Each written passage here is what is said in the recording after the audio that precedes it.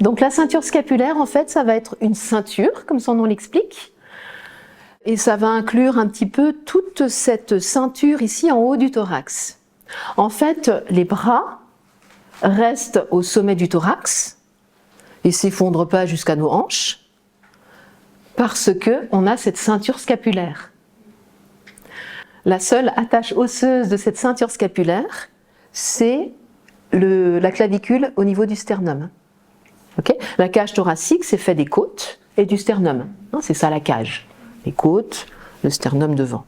Et puis les vertèbres à l'arrière. Et puis les barreaux là, les côtes. Ouais.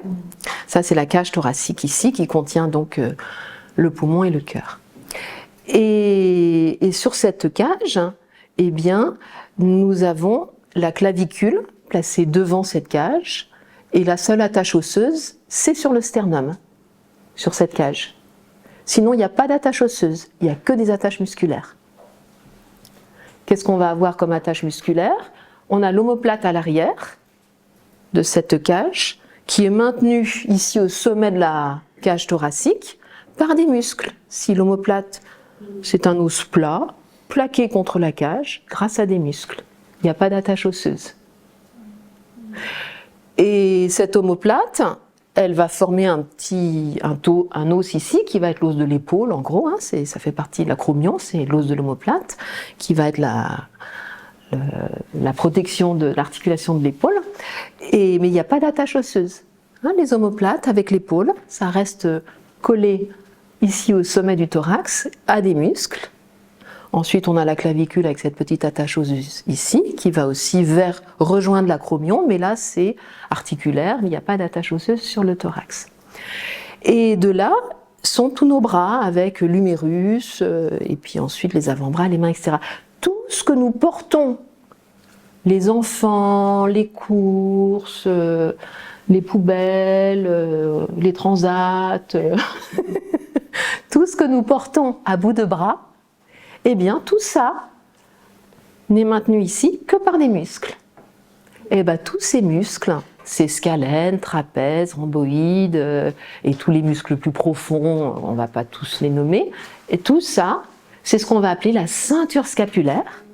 Une ceinture qui est donc extrêmement sollicitée, parce qu'on porte plein de choses à bout de bras, et c'est très sollicité sur le plan musculaire. Il n'y a pas d'attache osseuse. D'où toutes ces tensions très facilement repérables au niveau des scalènes, des trapèzes, du sternocléidéo-mastoïdien, des rhomboïdes. Voilà, tout ça, ça va être cette ceinture scapulaire. Et c'est vraiment une ceinture. C'est vraiment une ceinture. Donc en gros, c'est la clavicule avec tous les muscles qui s'y insèrent, l'articulation de l'épaule avec l'acromion et voilà.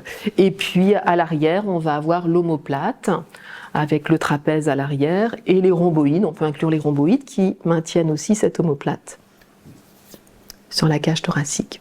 Ouais. Voilà. Donc s'il n'y avait pas nos muscles, on n'aurait qu'une attache osseuse ici.